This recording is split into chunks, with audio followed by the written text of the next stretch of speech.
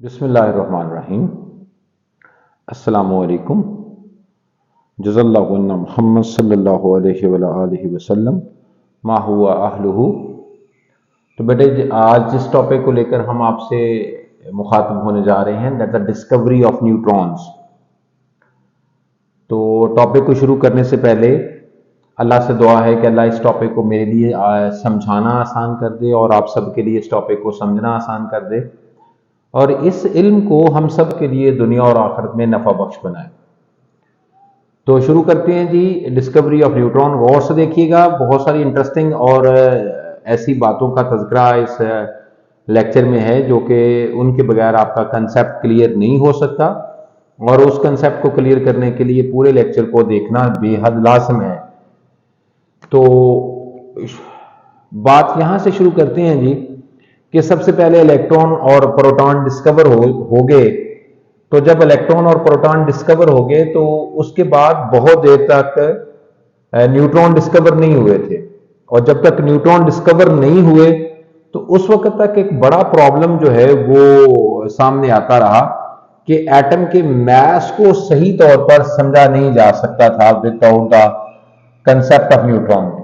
क्योंकि chapter number 1 में atomic mass जिसको ए से रिप्रेजेंट करते हैं, ये हम बता चुके हैं कि ये किसके इक्वल होता है। ये इक्वल होता है किसी भी एटम का मास कि उस एटम के न्यूक्लियस के अंदर न्यूट्रॉन्स की तादाद प्लस प्रोटॉन्स की तादाद इक्वल टू उसका एटॉमिक मास होता है। तो जब तक न्यूट्रॉन डिस्कवर नहीं हुए थे तो एटॉमिक मास सही तौर पर फाइंड आउट नहीं हो सकता था, नहीं किया जा सकता था। उससे बहुत मेजर प्रॉब्लम जो है वो फेस करने पड़ रहे थे। वो मेजर प्रॉब्लम्स की एक मैं मजे की बात बताता हूं। जैसे हाइड्रोजन जो एलिमेंट है, एलिमेंट फॉर एग्जांपल हम बात कर लें हाइड्रोजन की, तो जो हाइड्रोजन का एलिमेंट है इसके 3 तरह के एटम्स पाए जाते हैं। इसी चैप्टर में हम आइसोटोप्स का कंसेप्ट भी आपको बात बताएंगे, तो वो भी इसी पर बेस करेगा। तो उस एलिमेंट्स के 3 तरह के एटम्स पाए जाते हैं। दैट इज, बोलो कि अभी सम एटम्स ऐसे हैं जिनका एटॉमिक नंबर आपको पता है कि एटॉमिक नंबर जो है वो सिंबल के बॉटम पर लिखा जाता है, और मास नंबर जिसको ए से रिप्रेजेंट किया जाता है वो सिंबल के टॉप पर लिखा जाता है। तो कुछ हाइड्रोजन एलिमेंट्स के ऐसे एटम्स थे जिनका एटॉमिक नंबर भी 1 था और मास नंबर भी 1 था, और कुछ ऐसे एटम्स भी हैं जिनका एटॉमिक नंबर तो 1 है लेकिन मास नंबर 2 है, और कुछ हाइड्रोजन के ऐसे एटम्स हैं जिनका एटॉमिक नंबर 1 है और मास नंबर 3 है। हाइड्रोजन के ऐसे एटम्स या ऐसे आइसोटोप्स को हम प्रोटियम कहते हैं, और हाइड्रोजन के ऐसे एटम्स या बोलो क्या भाई आइसोटोप्स को हम ड्यूट्रियम कहते हैं, और हाइड्रोजन के ऐसे एटम्स या पार्टिकल्स को हम ट्राइटियम कहते हैं। ओके जी। तो देखो कितना बड़ा प्रॉब्लम था। हाइड्रोजन का ये वाला जो इस तरह का एटम है जिसका एटॉमिक नंबर 1 है और मास नंबर 1 है, इस एटम का जो ऑक्साइड है, इसके ऑक्साइड कैसे लिखे जाते हैं, दैट्स H2O जिसको हम वाटर कहते हैं, ये भी लिक्विड फॉर्म में है। और जो ये वाला हाइड्रोजन का एटम है इसका जो ऑक्साइड है उसका फार्मूला भी H2O ही होगा और वो भी लिक्विड फॉर्म में है। और जो इस एटम का ऑक्साइड है उसका फार्मूला भी ऐसे ही लिखा जाएगा और ये भी लिक्विड फॉर्म में होता है। तो ये है जी, इसको हम उर्दू में कहेंगे तो ये है जी हल्का पानी। इसको हम पी सकते हैं, यानी ऐसे हाइड्रोजन के एटम के ऑक्साइड को हम ड्रिंक कर सकते हैं जिसका मास नंबर 1 हो। लेकिन ऐसे हाइड्रोजन के एटम्स के ऑक्साइड को अगर आप ड्रिंक करेंगे तो ये डेथ साइन आप करेंगे, अपने डेथ साइन करेंगे अपने, अगर आप इस तरह के जो ऑक्साइड्स हैं इन हाइड्रोजन एटम्स और इन हाइड्रोजन एटम्स के ऑक्साइड्स को आप ड्रिंक करेंगे, क्योंकि ये भारी पानी है। ये न्यूक्लियर रिएक्टर में यूज होता है, ये ड्रिंकिंग के लिए यूज नहीं होता। तो फिर किस तरह के हाइड्रोजन एटम के ऑक्साइड को हम पी सकते हैं और जी सकते हैं, इसका उस वक्त तक पता नहीं चलाया जा सकता जब तक इनके मैसेज का सही तौर पर पता नहीं चलाया जा सकता। और मैसेज का उस वक्त तक पता नहीं चलाया जा सकता था जब तक न्यूट्रॉन डिस्कवर ना हो जाते। तो इस तरह ये आपको अंदाजा हो सकता है कि न्यूट्रॉन की डिस्कवरी को इतना लाइटर मैटर नहीं था। ये जो न्यूट्रॉन है ये Chadwick there was a scientist जिन्होंने जो है वो 1932 में न्यूट्रॉन्स को डिस्कवर किया था। तो इस तरह ये इतनी बड़ी डिस्कवरी इसको एक्नॉलेज किया गया कि चैडविक को दुनिया का सबसे बड़ा प्राइज जो एक कैलेंडर ईयर में किसी एक सब्जेक्ट में किसी एक शख्स को दिया जाता है, जैसा नोबेल प्राइज, वो इसको अवार्ड किया गया। तो अब आगे बढ़ते हैं कि चैडविक ने ये न्यूट्रॉन डिस्कवर कैसे किए। चैडविक ने एक सिंपल सा एक्सपेरिमेंट किया। तो वो एक्सपेरिमेंट जो है वो क्या है, वो आपके सामने रखते हैं। उसने एक वुडन बॉक्स लिया, ये जो मैंने रेड लाइंस लगाई हैं ये एक वुडन बॉक्स है। तो उसने वुडन बॉक्स लिया जिसके एक साइड पर एक होल मौजूद था। इस होल का पर्पस क्या है ये भी समझाता हूं, इस वुडन बॉक्स को यूज करने का पर्पस क्या है ये भी समझाता हूं। उसके अंदर उसने एक रेडियो एक्टिव एलिमेंट रखा। रेडियो एक्टिव एलिमेंट ऐसा एलिमेंट होता है जिसकी सरफेस से बोलो कि अभी अल्फा बीटा या गामा रेज एमिट हों तो उनको रेडियो एक्टिव एलिमेंट कहते हैं। और वो जो एलिमेंट चैडविक ने यूज किया दैट वाज अ पोलोनियम। तो इसकी सरफेस से अल्फा रेज जो है वो प्रोड्यूस हुई। अब अगर आप जूम करके इस वीडियो को देखोगे तो इस वुडन बॉक्स और उसके अंदर एक साइड पर होल का पर्पस ये है कि इसकी सारी सरफेस एक्टिव होती है किसी भी रेडियो एक्टिव एलिमेंट की। तो जो अल्फा रेज इस साइड से निकली वो भी इसकी वाल के साथ स्ट्राइक करके वो भी इस तरफ डायरेक्ट हो गई। जो यहां से डायरेक्ट सीधी निकली वो तो वैसे ही डायरेक्टेड टू स्टेट थी। जो साइड से अल्फा रेज निकले वो भी इसकी वाल के साथ स्ट्राइक करने के बाद वो भी डायरेक्ट जो है वो क्या भी डायरेक्ट लाइन पर वो डायरेक्ट होगी। तो ये पर्पस था जी वुडन बॉक्स को यूज करने का कि तमाम अल्फा रेज जो इसकी सरफेस से निकले उनको एक डायरेक्शन में डायरेक्ट किया जाए। तो इसलिए उसने वुडन बॉक्स लिया। यहां पर तस्करा आया है अल्फा रेज का। तो अल्फा रेज क्या है ये आगे भी आपको बहुत सारी हेल्प होगी अगर आप यहां समझ लेंगे।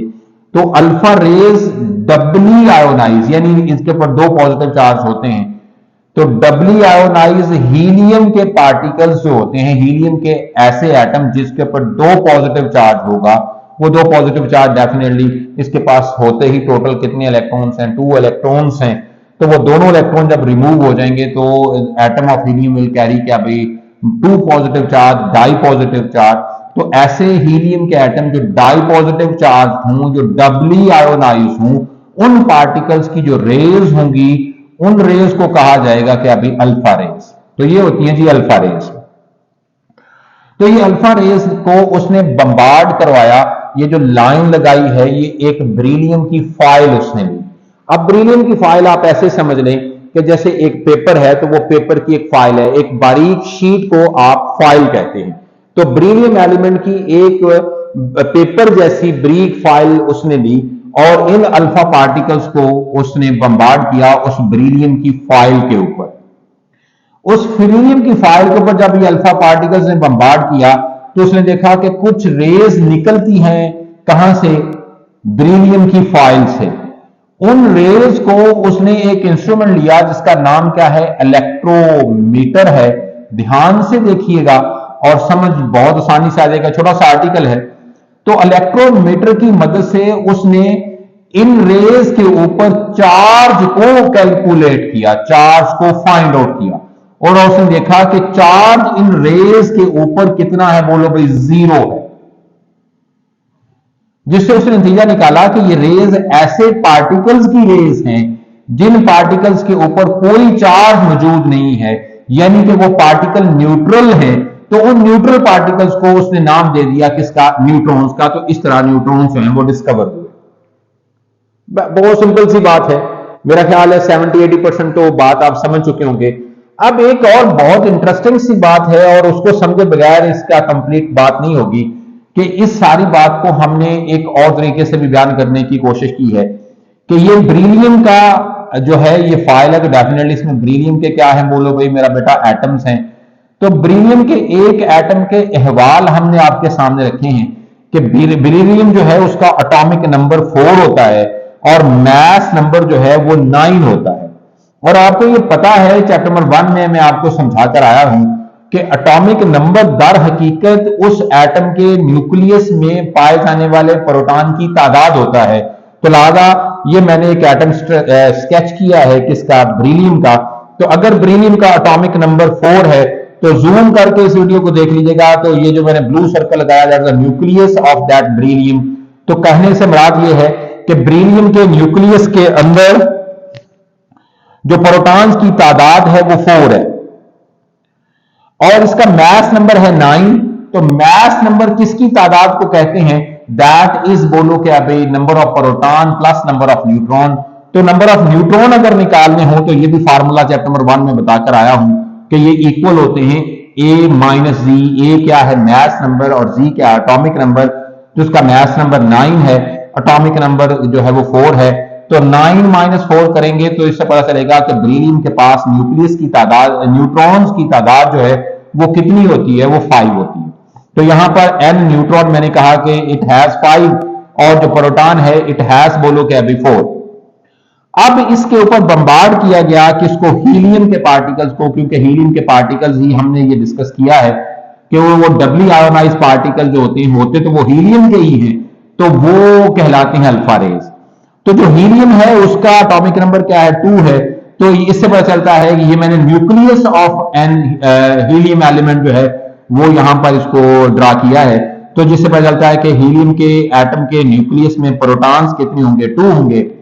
और प्रोटॉन और हीलियम के एटम के न्यूक्लियस में न्यूट्रॉन्स कैसे होंगे वो आप इसी फार्मूले से निकाल लें।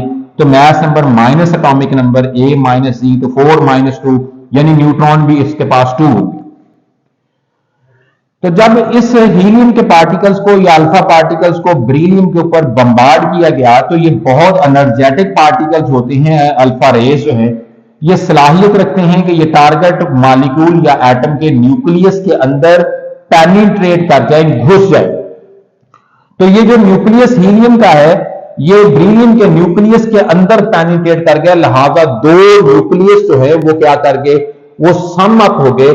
केमिस्ट्री की जबान में इसको न्यूक्लियस की इंटीग्रेशन कहते हैं। इंटीग्रेशन मैथमेटिक्स में वैसे भी सम अप को कहते हैं।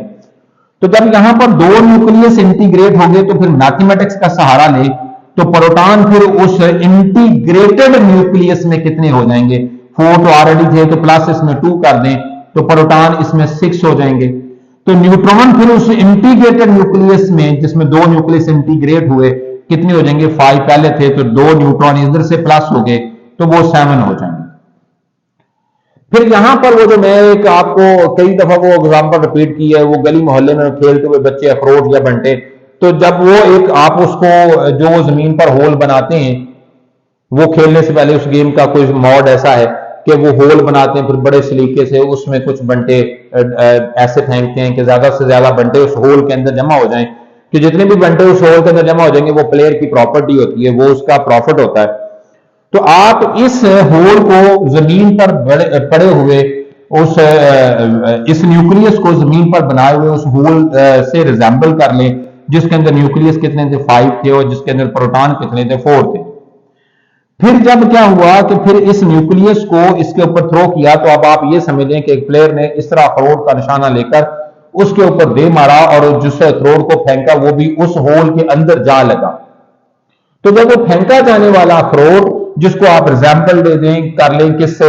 न्यूक्लियस ऑफ हीलियम से, तो यानी अल्फा पार्टिकल से, तो जब वो पहले जाकर उसके अंदर जाकर टकराएगा तो जिस टाइम के मोमेंट पर वो टकराएगा तो गोया वो फेंके जाने वाला और वहां पर पहले वाला मौजूद दोनों एक दूसरे के साथ जमा हो जाएंगे। तो इस तरह ये दोनों इंटीग्रेट हो गए।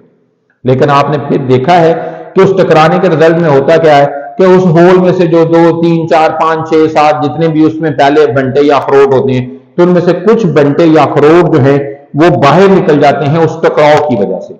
तो इसी तरह इस टकराव या इस कोलिजन के रिजल्ट के बाद यहां तक एक आर्टिकल मुकम्मल होता है, इसको कहते हैं न्यूक्लियस की इंटीग्रेशन। तो उसके बाद यहां से यह ख्याल किया गया कि एक न्यूट्रॉन, टोटल 7 हो गए थे, तो एक न्यूट्रॉन बाहर निकल गया, वो माइनस हो गया। वो जो न्यूट्रॉन बाहर निकला वही इन रेज की फॉर्म पर बाहर निकला और उसी की रेज के ऊपर चार्ज कैलकुलेट किया गया जो कि 0 नजर आया और उसको न्यूट्रॉन कह दिया गया। लेकिन इस अमल को, इस माइनस के अमल को न्यूक्लियस की डिसइंटीग्रेशन कहते हैं। इंटीग्रेशन का उलट है डिस मीन माइनस होना। तो इस सारे अमल के नतीजे में अब टोटल न्यूट्रॉन जो है वो उस इंटीग्रेटेड न्यूक्लियस में कितने हो गए? 6। तो प्रोटॉन तो ऑलरेडी 6 थे, तो एक नया न्यूक्लियस जन्म लिया जिसके अंदर प्रोटॉन जो है वो 6 हैं और न्यूट्रॉन्स भी मेरा बेटा क्या है 6 है, और प्लस न्यूट्रॉन जो है वो यहां से एक्सपेल आउट हो गए। अब ये जो न्यूक्लियस है ये किस एटम का है? आप समझें कि ये एक बेरिलियम एटम था, ये एक हीलियम का एटम था, इन दोनों में फर्क क्या था? किसकी बेस पर हमने कहा कि ये बेरिलियम का है, तो किसकी बेस पर कहा कि ये हीलियम का है? तो इनके एटॉमिक नंबर में डिफरेंस की बेस पर और मास नंबर में डिफरेंस की बेस पर। तो अब जब उसके न्यूक्लियस में प्रोटॉन 6 हो जाएंगे तो डेफिनेशन के मुताबिक एटॉमिक नंबर होता क्या है? नंबर ऑफ प्रोटॉन्स को एटॉमिक नंबर कहते हैं। तो अब ये ऐसा एटम है जिसका एटॉमिक नंबर 6 है, क्योंकि इसमें प्रोटॉन्स की तादाद 6 है। तो फिर देखें पीरियोडिक टेबल में किस एलिमेंट का या किस एटम का एटॉमिक नंबर 6 है, तो आपको पता चलेगा वो कार्बन है। तो इस तरह इस बम्बार्डमेंट के नतीजे में बेरिलियम का जो एटम है वो भी अपनी नेचर चेंज कर गया, और वो चेंज हो गया किसमें? बोलो भाई, कार्बन में। इसका मास नंबर क्या होगा? जैसे इस डेफिनेशन के मुताबिक देखें तो मास नंबर होता है number of neutron plus number of proton. तो इसमें न्यूट्रॉन 6 थे और प्रोटॉन 6 थे, तो 6 + 6 12, तो इसका मास नंबर है 12। तो इस तरह इस बम्बार्डमेंट के नतीजे में ये बेरिलियम जो है वो चेंज हो गया किसमें? कार्बन में। और नतीजतन यहां से एक न्यूट्रॉन निकला। जब कोई भी सब एटॉमिक पार्टिकल्स लिखते हैं तो उसके ऊपर भी बेटे 2 नंबर लिखते हैं। ये गौर से देखिएगा, ये शायद आप पहली दफा लिख रहे हैं। एक नंबर नीचे लिखा जाता है, एक नंबर ऊपर लिखा जाता है, लेफ्ट बॉटम पर, लेफ्ट टॉप पर। जो लेफ्ट बॉटम पर होता है वो उसका चार्ज नंबर होता है, ये भूलना ना। तो न्यूट्रॉन के ऊपर चूंकि चार्ज 0 है, लिहाजा इसका चार्ज नंबर 0 है, तो यहां पर फिर 0 लिखा जाएगा। मैस जो न्यूट्रॉन का है इसको आगे साबित करते हैं। चैडविक ने ये बड़ा कारनामा सर अंजाम दिया था इसका मैस फाइंड आउट करने का।